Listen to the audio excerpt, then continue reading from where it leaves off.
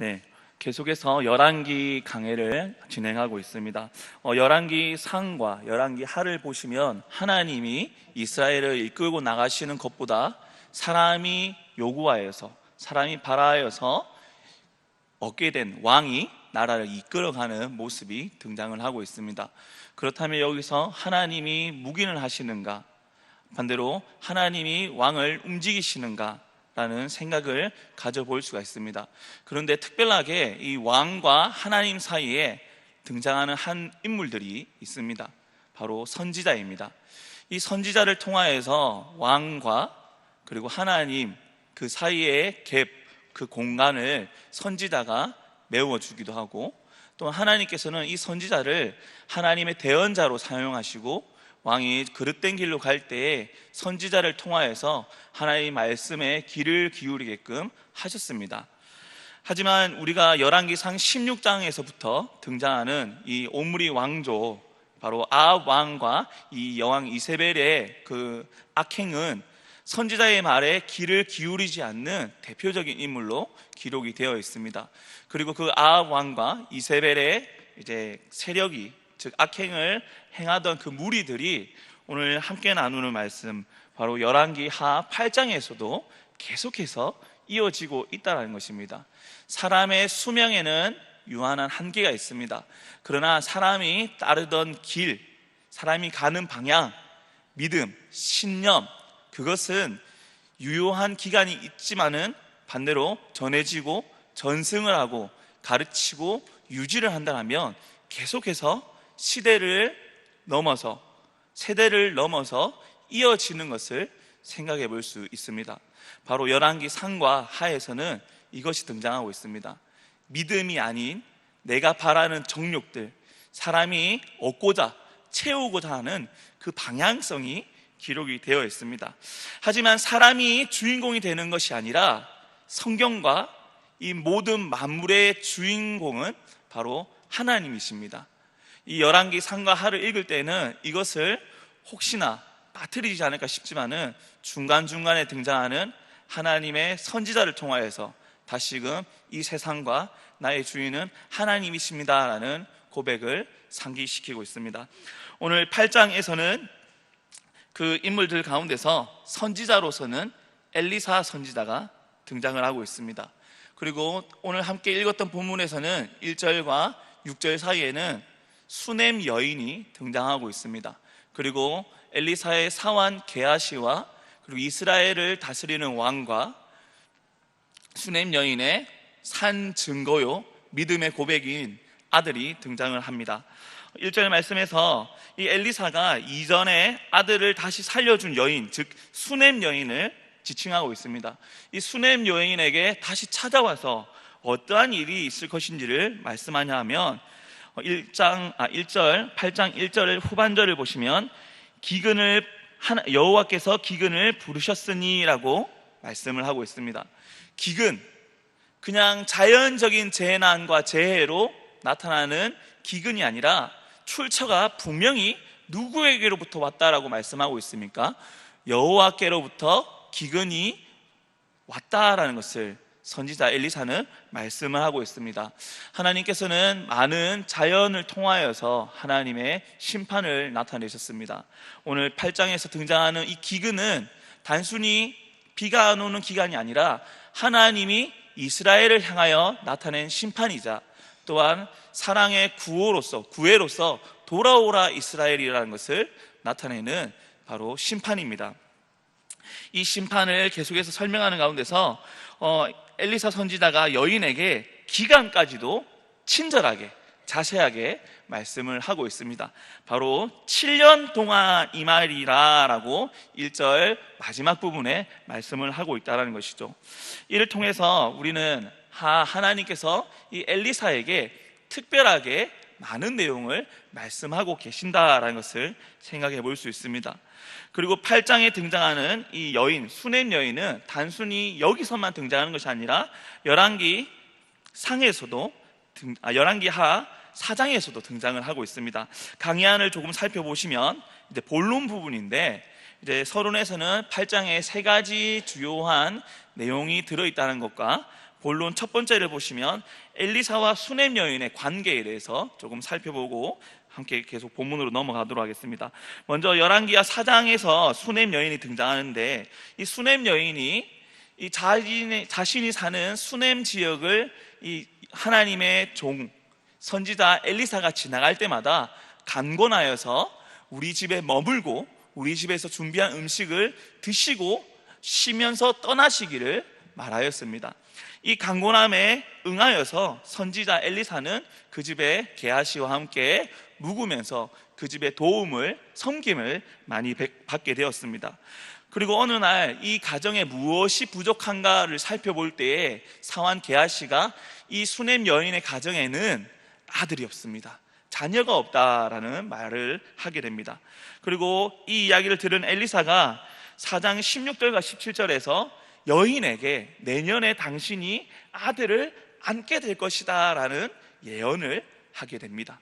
그리고 이 하나님의 말씀이 성취되는 것을 한 해 뒤인 1년 뒤에 여인이 아들을 갖게 됨으로 말미암아 하나님의 사람이 말한 이 말이 성취가 되었다는 것을 경험하게 됩니다. 그런데 안타까운 것은 이 아들이 무럭무럭 잘 자라서 성인이 된 것이 아니라 자라는 가운데에 머리가 아프다라는 아픔을 호소하다가 어머니 품에서 죽게 되는 사건이 4장에 기록이 되어 있습니다. 그 죽음에 대해서 어머니는 이 수넴 여인은 한탄을 하게 됩니다. 그것이 열왕기하 4장 27절과 28절에 기록이 되어 있습니다. 이 소식을, 아들이 죽은 소식을 이 여인은 엘리사에게 전합니다. 그리고 엘리사는 이 소식을 듣고 다시 그들의 집에 찾아가서 이 아들을 살려주는 하나님의 능력을 나타내게 됩니다. 이것은 엘리사의 선지자의 능력이 아니라 하나님께서 엘리사를 통한 하나님의 역사하심을 드러내는 도구로 엘리사가 사용되었다는 것을 우리는 생각해 볼 수 있습니다. 이처럼 선지자는 하나님의 도구로 쓰임받게 되는 것입니다. 선지자가 성경의 주관자가 아니라, 간섭자가 아니라, 섭리자가 아니라 하나님이 섭리자요 주관자라는 것을 선지자가 보여주고 있다는 것이죠. 이 삶의 경험을 한 여인이 오늘 8장에 다시 등장을 하고 있습니다. 그리고 8장 오늘 함께 읽었던 이 본문에서 엘리사의 도움으로 말미암아 7년간 기근이 있을 것이니 어떻게 할 것을 또한 가르침 받는가. 2절 말씀에 여인이 일어나서 하나님의 사람의 말대로 행하여 그의 가족과 함께 가서 블레셋 사람들의 땅에 7년을 우거하다가 라고 기록이 되어 있습니다. 7년을 우거했다, 7년을 살았다는 것이죠. 그런데 이 우거했다라는 단어를 조금 생각해 볼 필요가 있습니다.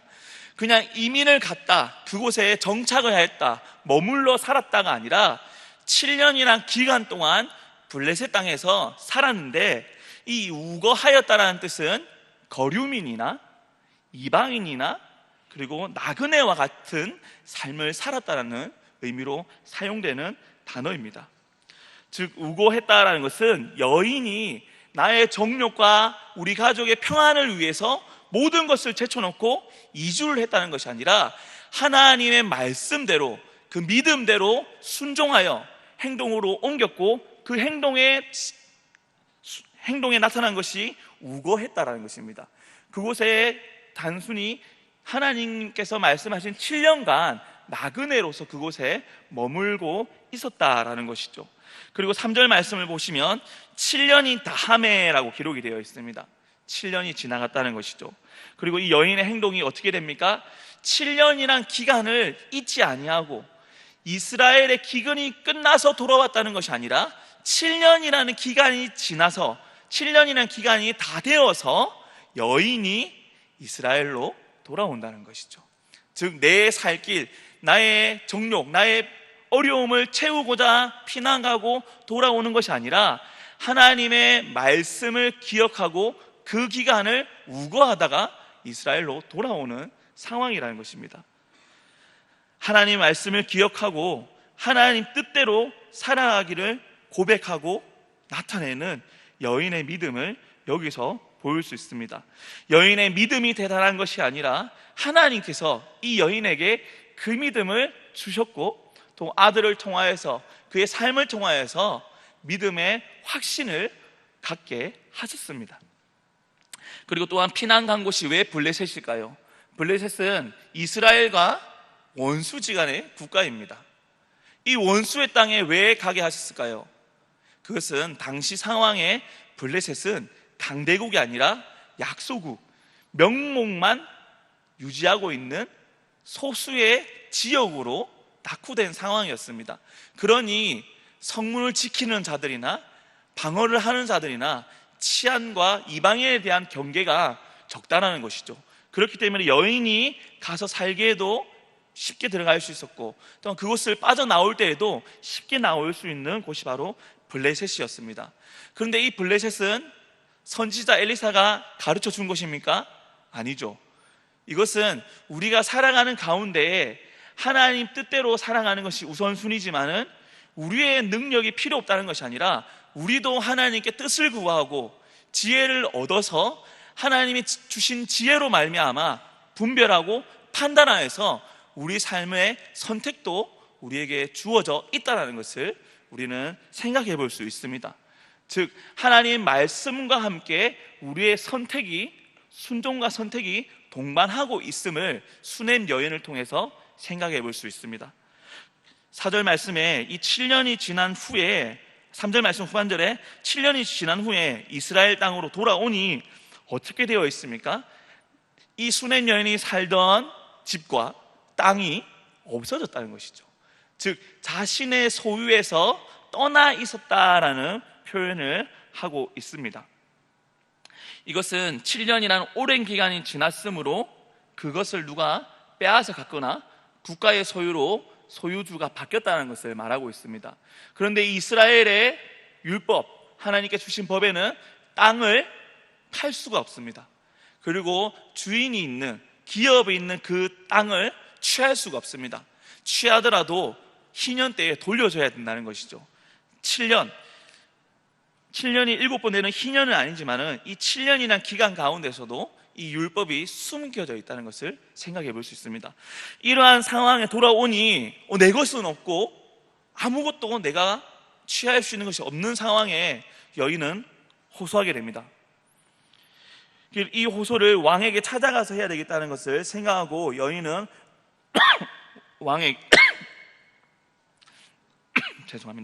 왕에게 나아갈 것을 선택합니다. 그리고 4절에 그때 왕이 하나님의 사람의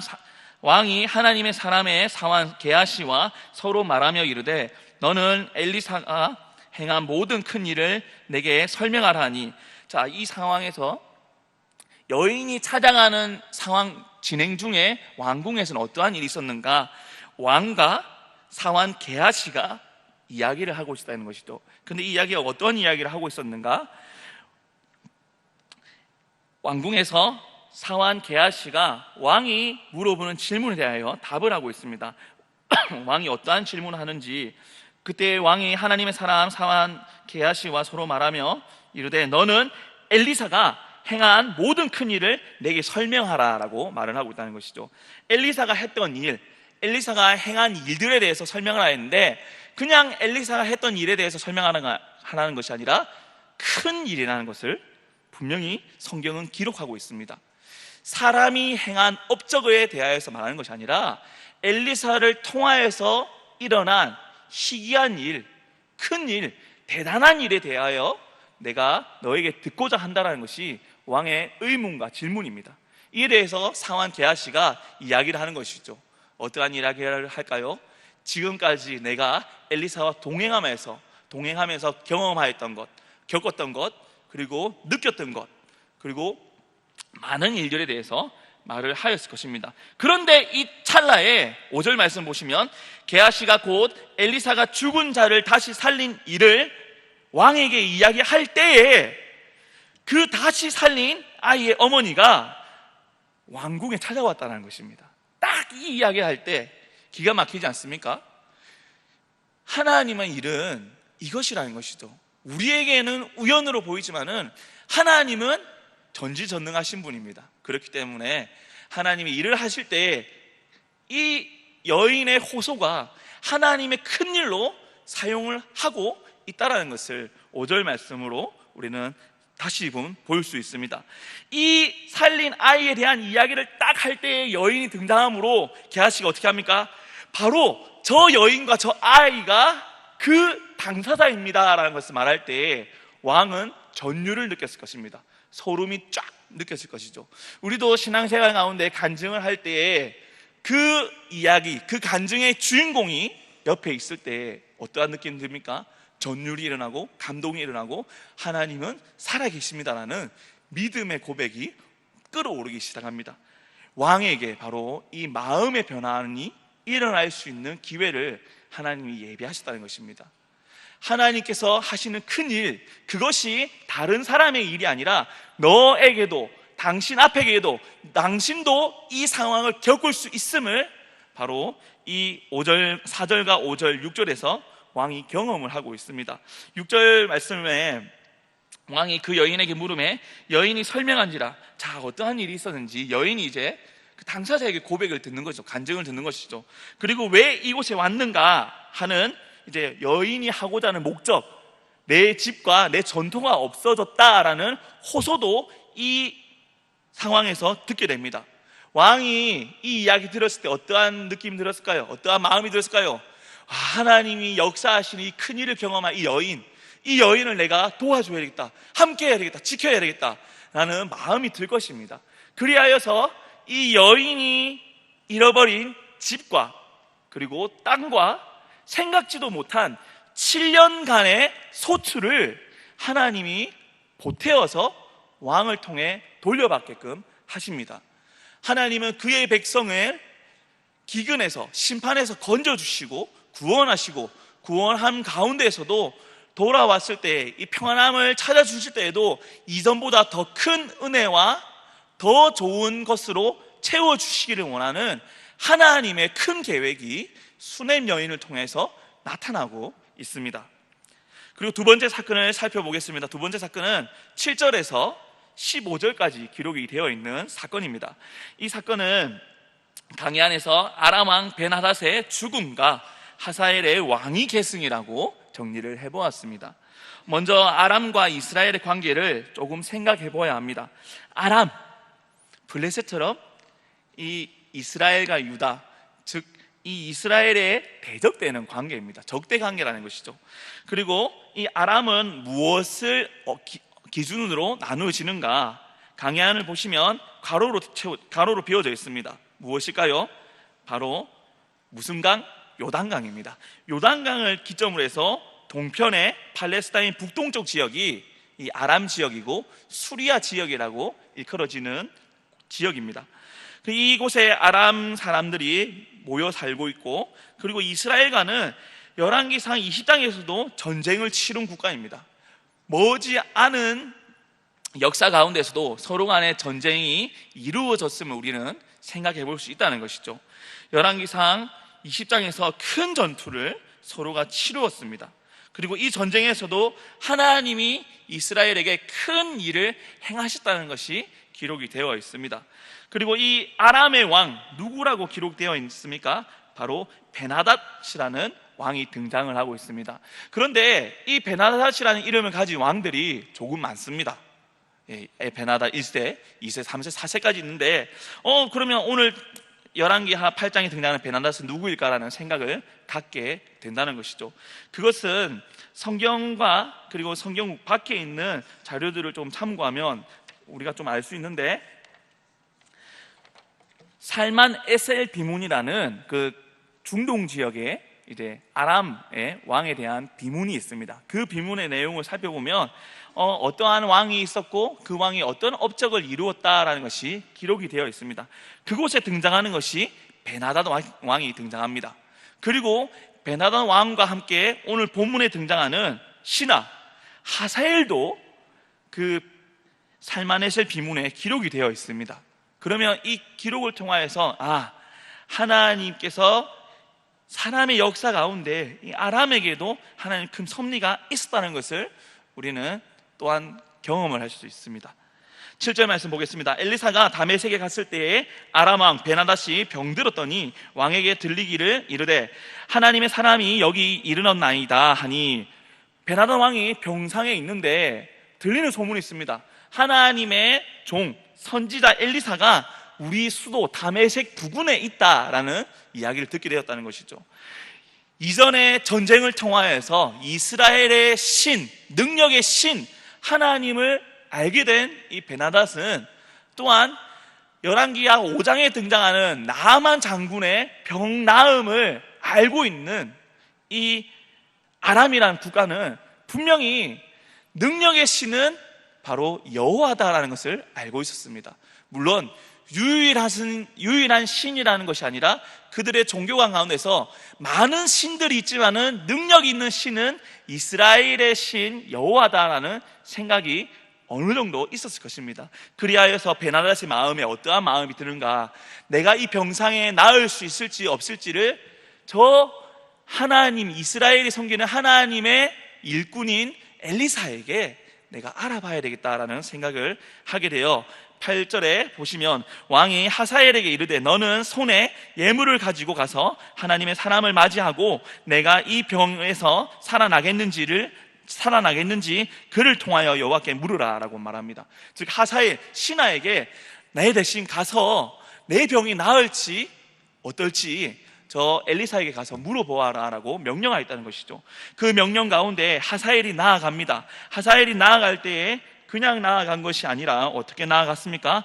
9절 말씀에 하사엘이 그를 맞이하러 갈 때 다메섹의 모든 좋은 물품으로 예물을 삼아 가지고 낙타 40마리에 싣고 나아가서 그의 앞에 서서 이르되, 낙타 40마리에 이 수도 다메섹의 진귀한 것들, 좋은 것들을 다 모아서 가져갔다는 것입니다. 즉 왕이 어떠한 마음입니까? 정말 애절한 마음으로 모든 귀한 것을 다 들여서 내 병이 낫고 싶다라는 마음을 표현하고 있다는 것이죠. 다메섹은 무역의 중심지였습니다. 그러므로 그냥 흔하게 보일 수 있는 귀한 것이 아니라 정말 진기명기한 것들을 모아서 낙타 40마리에 보냈다는 것입니다. 여기서 낙타 40마리, 오늘로서는 그냥 한 행상의 일행이겠지, 실크로드의 흐름이겠지라고 생각할 수 있는데 40마리는 어마어마합니다. 낙타 한 마리가 35kg의 짐을 실을 수 있습니다. 진기명기한 보석에서 많은 것들이 한 마리당 35kg, 40마리면 얼마입니까? 제가 세매에 약해서 어마어마한 양이 바로 이 낙타에 실어서 보내졌다는 것이죠. 그처럼 왕은 정말 병에 낫고 싶은 마음을 담아서 하사엘을 보냈다는 것입니다. 이에 하사엘이 찾아와서 엘리사가 어떠한 말을 듣게 되냐, 또 어떠한 말을 하게 되냐, 하사엘이 왕의 이제 궁금증과 왕이 바라는 마음을 전했겠죠. 우리 베나단 왕이 지금 병상에 있습니다. 그리고 이 병상 가운데 있는데 이 병에서 나을 수 있을지 없을지를 당신에게 묻습니다 라고 말하는데, 그냥 당신으로 표현한 것이 아니라 정말 존칭을 높게 서서 당신의 아들 아람 왕 베나다, 즉 당신이 왕보다 더 높습니다, 왕이 당신의 밑에 사람입니다 라는 표현으로 당신의 아들 베나닷이 나를 보내서 병이 나을까 안 나을까 물어보고 있습니다 라고 질문한다는 것이죠. 이에 대해서 엘리사가 10절 말씀에 대답합니다. 엘리사가 이르되 너는 가서 그에게 말하기를 왕이 반드시 나으리라 하라. 이스라엘의 적국 아람 왕 베나닷의 병이 낫게 된다는 것을 전하라는 것이죠.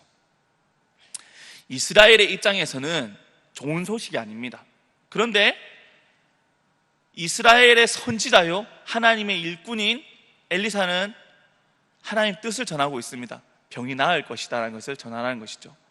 그의 마음대로 내가 원함을 전하는 것이 아니라 하나님의 뜻을 온전히 전하고 있는 하나님의 일꾼이라는 것을 볼 수 있습니다. 엘리사가 이러한 말들을 전하였을 때 그런데 한 가지 덧붙여 이야기하는 것이 있습니다. 10절을 계속해서 보시면 그러나 여호와께서 그가 반드시 죽으리라고 내게 알게 하셨느니라 라고 덧붙여 말했다는 것입니다. 베나단 왕은 나을 것입니다. 병에서 나을 것입니다. 그런데 하나님께서 내게 베나단 왕이 죽을 것도 말씀하고 계십니다라고 전한다는 것이죠. 오늘날 우리가 병원에 가서 질문을 하실 때 의사 선생님께 질문 드렸을 때, 선생님 이 병이 나을까요? 했을 때 이 병 낫습니다. 그런데 안타까운 소식이지만은 안 좋은 일이 생깁니다라고 이야기 들었을 때 이게 무슨 소리냐라는, 이게 무슨 일이지라는 당황함도 분명히 생깁니다. 이 하사엘이 분명히 마음에 그러한 마음이 들었을 것입니다. 그리고 그 마음 들었을 때 또한 이 엘리사를 지켜보고 있을 때에 엘리사가 또한 어떠한 태도를 가지고 있냐. 11절 말씀에 하나님의 사람이 그가 부끄러워하기까지 그의 얼굴을 쏘아보다가 우니, 엘리사가 이 말을 하고 계속해서 하사엘을 쏘아보고 있다는 것이죠. 그리고 그렇게 쏘아보다가 엘리사가 어떻게 합니까? 운다라는 것입니다. 눈물을 흘리고 통곡을 하며 우는 것이 기록이 되어 있습니다. 왜 사람이 살고 죽는 이야기를 하고 그냥 보다가 왜 울까요? 당신의 나라의 왕도 아닌데 왜 울까요? 그것은 이 베나닷의 죽음이 의미하는 큰 일이 있다는 것입니다. 한 사람이 병들어 죽고 사는 것이 중요한 것이 아니라 하나님이 왜 이 베나닷에게 병을 주셨고 또 베나닷이 그의 신하 하사엘을 통하여서 이 소식을 듣게 하였을까요? 12절 말씀에 하사엘이 이르되 내 주여 어찌하여 우시나이까라고 질문합니다. 이에 대답하는 엘리사는 내가 이스라엘 자손에게 행할 모든 악을 내가 알미라라고 답을 합니다. 왜 울었는가? 하사엘 당신이 이스라엘에게 행할 악행을 내가 알기 때문에 내가 눈물을 흘릴 수밖에 없다, 이렇게 울 수밖에 없다는 것을 하사엘에게 답을 하고 있다는 것이죠. 하사엘이 어떻게 말합니까? 나는 그러할 능력이 없고 그러할 사람이 아니라는 표현을 강하게 말합니다. 어떻게 말하냐면 13절에 당신의 개 같은 종이 무엇이기에 이런 큰일을 행하오리까? 라고 답을 한다는 것이죠. 선지자, 엘리사 선지자요, 나는 능력이 없습니다. 그리고 왕보다, 당신의 아들 베나단 왕보다 더 능력 없고 하찮은 종인 개 같은 내가 어떻게 당신의 속한 나라인 이스라엘을 내가 그렇게 괴롭힐 수 있겠습니까? 점령할 수 있겠습니까? 침범할 수 있겠습니까? 라고 답을 하고 있습니다. 이에 대하여서 엘리사가 말씀합니다. 여호와께서 내가 아람 왕이 될 것을 내게 알게 하셨느니라 하더라라고 기록이 되어 있죠. 그런데 이 예언이 엘리사를 통하여서만 선포된 것이 아니라 열왕기상에서도 엘리야를 통하여서 이 예언이 이미 선포가 되었습니다. 이 강의안을 보시면 강의안 2번입니다. 본론 2의 2번을 보시면 엘리야의 무엇입니까? 이응 예언과 엘리사 시대의 성취라는 것이죠. 이미 엘리사가 말한 예언은 엘리야가 먼저 예언을 한 이야기라는 것입니다. 그것이 열왕기상 19장 15절과 18절에 기록이 되어 있습니다. 제가 찾고 짧게 읽어드리겠습니다. 열왕기상 19장 15절에서 18절 말씀입니다. 여호와께서 그에게 이르시되 너는 내 길을 돌이켜 광야를 통하여 다메섹에 가서 이르거든 하사엘에게 기름을 부어 아람의 왕이 되게 하고 너는 또 님시의 아들 예후에게 기름을 부어 이스라엘의 왕이 되게 하고 또 아벨 무올라 사밧의 아들 엘리사에게 기름을 부어 너를 대신하여 선지자가 되게 하라 라고 기록이 되어 있습니다. 엘리야에게 이미 예언된 것이 성취되고 있다는 것이죠.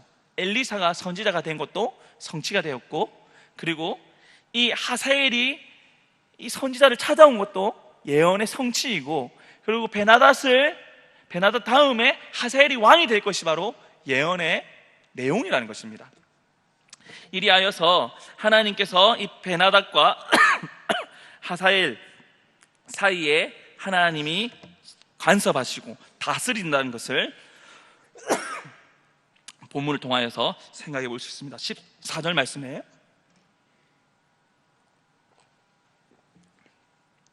그가 엘리사를 떠나가서 그의 주인에게 나아가니 왕이 그에게 묻되 엘리사가 내게 무슨 말을 하더냐 하니 대답하되 그가 내게 이르기를 왕이 반드시 살아나시리이다 하더라 라고 답을 합니다. 이 하사엘이 베나다 왕에게 돌아가서 왕이 살아납니다라는 소식을 전했다는 것이죠. 그런데 이 전언을 할 때에 엘리사가 전하였던 모든 말을 전하는 것이 아니라 일부분만을 전하고 있다는 것입니다. 즉 내가 취할 수 있는 정욕, 내가 취할 수 있는 내가 이익, 내가 유리한 것만 전하고 있다는 것입니다. 이것이 사람의 본심이라는 것이죠. 수냄 여인과 다르게 자신이 피해를 입을 것을 알고 그것을 선택하지 않는, 순종하지 않는 바로 이방인의 삶이 등장합니다. 하사엘이 왕에게 당신은 살아날 것이다라는 것을 말하고 그 이튿날 15절 말씀에 하사엘이 이불을 물에 적시어 왕의 얼굴에 덮음에 왕이 죽은지라. 왕을 죽인다는 것이죠. 하사엘이 베나다 왕을 죽이고 그 왕위를 자신이 취하는 것이 바로 이 상황이라는 것입니다. 이러한 국가적인 정세가 열왕기하 8장에 기록이 되어 있습니다. 그리고 계속되는 사건이 바로 유다 왕 여호람과 유다 왕 아하시아에 대해서 기록이 되어 있습니다. 강의안을 보시면 강의안 본론 세 번째 이야기입니다. 본론 세 번째 이야기에 유다 왕 여호람과 아하시아라고 기록이 되어 있습니다. 유다 왕 여호람은 5대 왕입니다. 그리고 그의 아들 6대 왕 아하시아가 기록이 되어 있는데 참 성경을 읽다가 혼동되기 쉬운 것이 바로 여호람이라는 것입니다. 여호람 왕, 아하시아도 그렇고 여호사밧도 그렇고 이 북이스라엘과 남유다의 똑같은 동명의 왕이 비슷한 시대에 살아가고 있습니다. 그래서 성경의 기자도 북이스라엘에는 요람이라고 표현을 하고 남유다에는 여호람이라고 표현합니다. 동일하게 여호람인데 북이스라엘은 요람, 남유다는 여호람이라고 성경 기자는 기록을 하고 있습니다. 자, 여기서 이제 남유다의 왕을 말하고 있습니다. 근데 왜 갑자기 뜬금없이 수넴 여인이 등장했다가 그리고 이방 나라 아람의 국가의 왕에 바뀐 상황을 말하고 있다가 다시 유다, 이스라엘 땅으로 돌아오고 있을까요? 그것은 바로 오늘 본문에서도 살펴볼 수 있습니다. 오늘 본문을 살펴보시면 16절 말씀에 이스라엘의 왕 아합의 아들 요람 제5년에 여호사밧이 유다의 왕이었을 때에 유다의 왕 여호사밧의 아들 여호람이 왕이 되니라. 유다의 4대 왕이 있을 때에 그의 아들 5대 왕 여호람이 왕이 되었다는 것입니다. 15년간 다스리는 기간 가운데 8년을 아버지와 함께 다스렸던 왕이 바로 여호람 왕입니다. 17절에 여호람이 왕이 될 때의 나이가 32세라 예루살렘에서 8년 동안 통치하니라. 그가 이스라엘 왕들의 길을 가서, 자, 여기 중요한 거죠. 이스라엘의 왕들의 길을 갔다는 것이죠. 유다의 왕임에도 불구하고 이스라엘 왕의 길을 걸었다는 것입니다. 자, 물론 통칭으로 이스라엘이라는 국가로 말할 수 있습니다. 그런데 북이스라엘의 아합 왕이 걸었던 길을 이 남유다 왕 여호람이 걸었다라는 표현으로 사용을 하고 있는 기록입니다. 18절에 그가 이스라엘 왕들의 길을 가서 아합의 집과 같이 하였으니 이는 아합의 딸이 그의 아내가 되었습니다. 아합의 딸이 여호람 왕의 아내라는 것이죠. 즉 북이스라엘과 남유다가 어떠한 관계입니까? 사돈지간이라는 것이죠. 사돈지간. 거기다가 이스라엘은 신학적으로도 떨어질 수 있는 나라가 아닙니다. 하나님께서 12지파에게 하나님 백성이요 하나님의 제사장 나라가 될 것을 말씀하셨습니다. 12지파가 흩어질 수 없습니다. 12지파가 따로 나라를 세울 수 없습니다. 12지파가 모여야 하나님의 백성이라는 것을 나타내 주시다는 것이죠. 그래서 그러한 종교적인 관점이 하나와, 그리고 두 번째 바로 정치적인 관점, 사람이 지키고자 하는 욕심으로 만들어지는 관계, 바로 결혼 동맹이라는 것입니다. 이 결혼 동맹을 통하여서 아합 왕이 남유다와 관계를 맺었다는 것입니다. 그래야 하여서 이제 남유다 왕이 어떠한 길로 가는가, 다라크, 히브리어로 길, 다라크라는 표현인데, 이 길은 사람이 걷는 길이기도 하지만은 사람이 나아가는 방향, 성도 다라크라는 표현으로 사용하고 있습니다. 즉, 이 유다 왕 여호람이 결혼을 통하여서 그 집안에 아합 왕의 가족이 들어오고 아합이 걷던 그 방향을 따라 걸었다라는 것이 18절의 선두의 말씀을 하고 있습니다. 그리고 그가 악행을 어떻게 저질렀는지, 아합의 딸이 그의 아내가 되어서 그러한 우상 숭배를 계속하였다는 것이 기록되어 있으며, 19절 말씀에 그런데 이러한 악행을 저질렀음에도 불구하고 그들이 처단되지 않는 것, 심판받지 않는 이유가 무엇이냐? 열왕기 기자는 말씀하고 있습니다. 왜 이 이스라엘, 악한 남유다 북이스라엘이 살아남느냐, 특히 남유다가 이렇게 살아남게 되느냐? 그것은 다윗에게 한 언약 때문이다라는 것을, 하나님의 약속을 말씀하고 있다는 것이죠.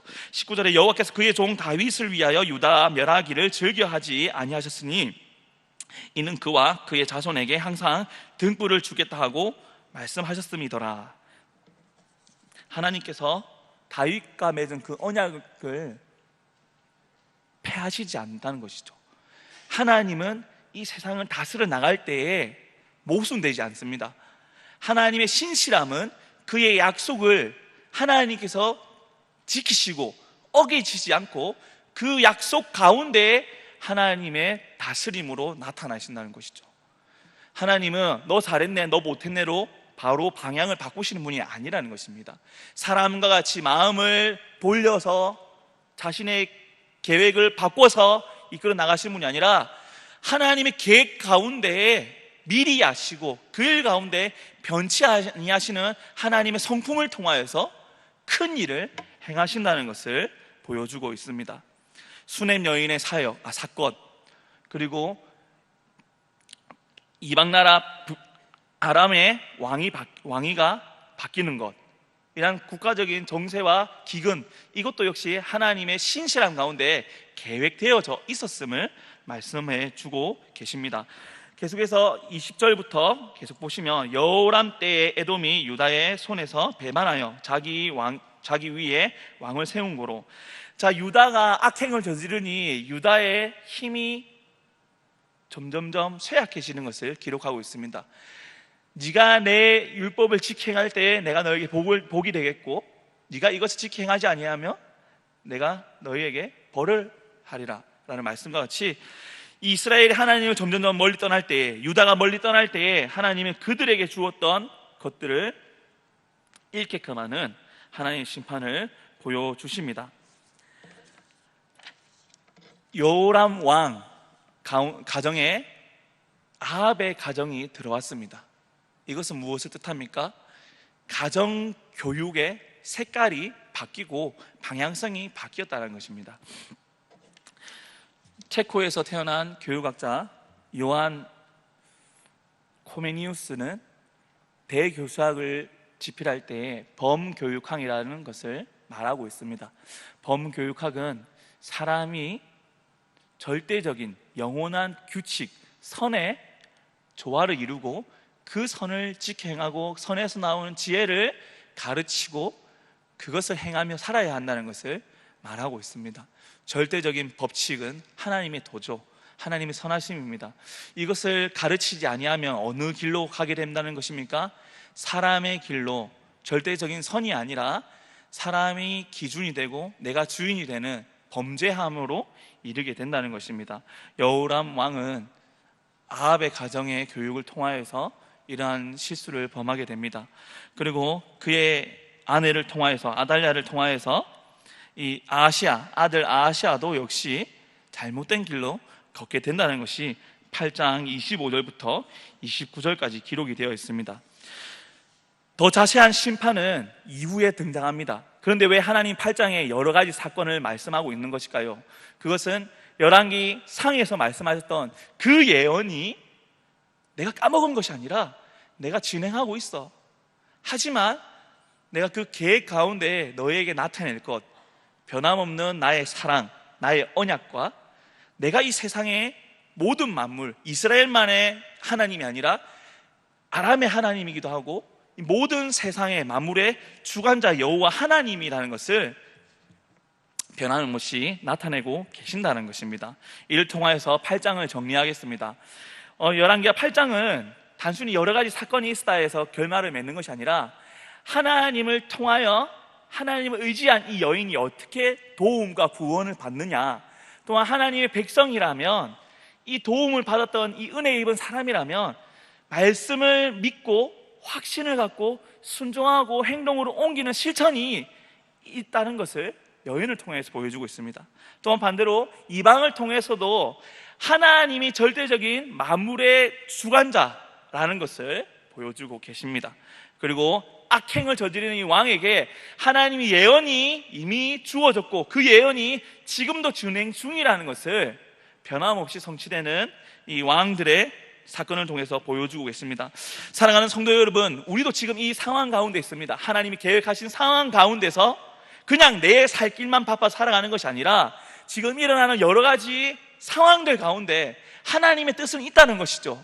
그 큰 뜻 가운데 우리를 통하여서 요구하시는 것은 믿음의 사람이라면 말씀에 의거하여 기도하고 사모하고 말씀을 순종하고 적용하여서 살아가라는 것을 우리에게 말씀하십니다. 즉 만물의 주관자는 지금도 여호와 하나님이시니 나 여호와를 믿고 이 시대를 살아가라라고 말씀하시는 것을 잊지 않는 성도들 되기를 예수님 이름으로 소망합니다.